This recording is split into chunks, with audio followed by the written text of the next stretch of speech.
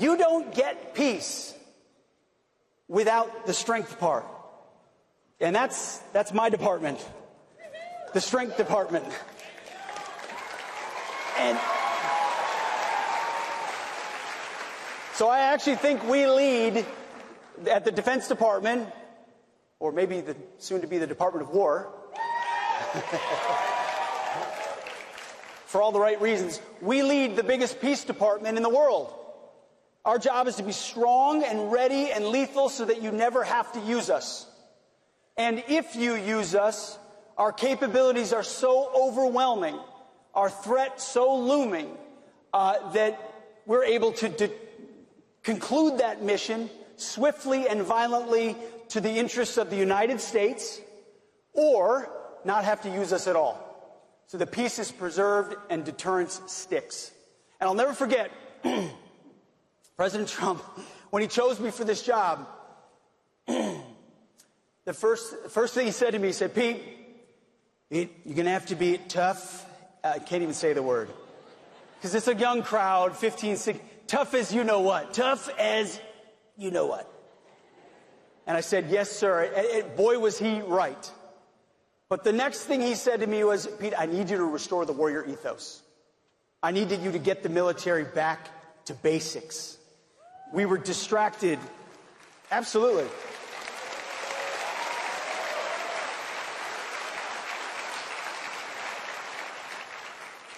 Our military, under previous administrations, especially Obama, but then Joe Biden more recently, were distracted by experiments, effectively, in ideology, in social justice, in social engineering, in climate change, and take DEI, CRT, genderism, you name it. Influences were pushed into our formations in ways that made doing our job that much more complicated and difficult. So from day one, we have declared that DEI is dead at DOD.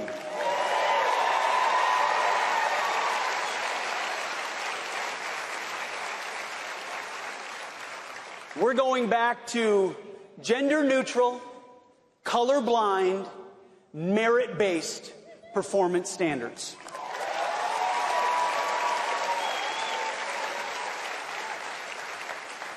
We do readiness, we do accountability, we do warfighting, we do lethality. We don't do social experiments.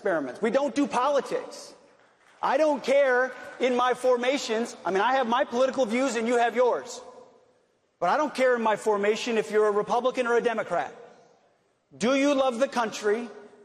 Have you sworn oath to defend the Constitution? And how good are you at your job? And my job is for you to be prepared in that mission. That's it. It's a back to basics moment, and we've seen the response from young Americans like this crowd has been historic. Recruiting months and months ahead of where it's been under the previous administration. By the way, under the previous administration, they lowered the recruiting goals so they could look like they were filling the ranks, but they actually couldn't even meet the lowered recruiting goals. And this administration, with higher recruiting goals, we're beating them 4 to 5 months ahead of time because the American people want to serve.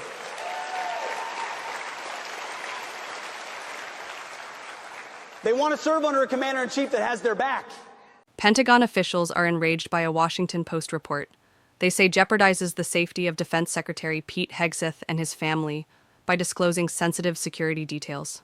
The report, dubbed a Washington Post exclusive and headlined Hegseth's Expansive Security Requirements Tax Army Protective Unit, cites unnamed officials who insist Hegseth is straining the agency tasked with protecting him because of unusually large personal security requirements. The sprawling, multi-million-dollar initiative has forced the Army's Criminal Investigation Division, or CID, the agency that fields security for top Defense Department officials, to staff weeks-long assignments in each location, and at times monitor residences belonging to Hegseth's former spouses, the officials said, the Post reported. Army CID has faced significant staffing and budgetary shortfalls for years, but new demands since Hegseth's arrival in January have put added pressure on the agency.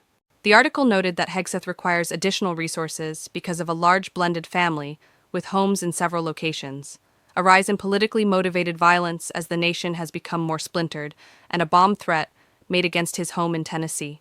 The Washington Post report also revealed the state where Hegseth's second wife currently resides, noted that CID security assignments can entail accompanying the children to school and walking the perimeter of the homes, and criticized the Secretary of Defense for taking his family to a Washington Nationals baseball game. We attempted to get the Washington Post to remove sensitive details about the security of Secretary Hegseth's wife, children, and extended family, citing obvious security concerns and the potential for threats to increase after its publication. There is no justification for the Washington Post to publish this information about them, Pentagon Press Secretary Kingsley Wilson told Fox News Digital. Chief Pentagon spokesman Sean Parnell blasted the paper for putting lives at risk. In the wake of 2 assassination attempts against President Trump, ICE agents facing a 1,000% increase in assaults, and repeated threats of retaliation from Iran for striking their nuclear capabilities, it's astonishing that the Washington Post is criticizing a high-ranking cabinet official for receiving appropriate security protection, especially after doxing the DHS secretary last week, Parnell wrote on X, referring to a previous report that revealed the residence of DHS Secretary Kristi Noem. Any action pertaining to the security of Secretary Hegseth and his family has been in response to the threat environment and at the full recommendation of the Army Criminal Investigation Division, CID, Parnell continued. When left-wing blogs like the Washington Post continue to dox cabinet secretaries' security protocols and movements, it puts lives at risk. Dan Lamothe, the Washington Post reporter who wrote the story, responded to Parnell on social media. "It is flatly false that the Washington Post doxed anyone," he wrote. "There's also a public service in documenting how badly under strain this important, no-fail Army mission is, according to numerous professionals with knowledge of it." Department of Defense Assistant Press Secretaries Riley Podleski and Jacob Bliss expressed similar disdain. How do these reporters sleep at night? Pete Hegseth is not only the Secretary of Defense but a father. This article, in addition to being false, puts him and all of his children at risk, Podleski wrote. Bliss wrote, "The scum at the Washington Post published details about a Secretary of Defense's security in the name of journalism. They aren't holding anyone accountable. They're putting numerous lives and families at risk." Deputy Pentagon Press Secretary Joel Valdez called for reporters involved to face severe punishment. More than 24 paragraphs into the lengthy story, the Post report noted that the CID said Hegseth did not request the additional coverage, and featured a statement in which Parnell called Hegseth's protection appropriate, and said that when the press scrutinizes cabinet secretaries' security protocols and movements, it puts lives at risk. Representative Anna Paulina Luna, R. called on the FBI to probe who spoke to the Post. WAPO just doxed sensitive info about its SecDef security detail. This isn't journalism, it's a national security threat. I'm calling on at FBI Director Cash and at FBI DD Bongino to open an official FBI investigation into the leakers and the hacks who printed it, Luna wrote. Treason won't hide behind a press badge. The Washington Post withheld several sensitive details gathered in the course of reporting this article, including the size of Hegseth's protective details and the precise locations where they are assigned, the Post noted in the report.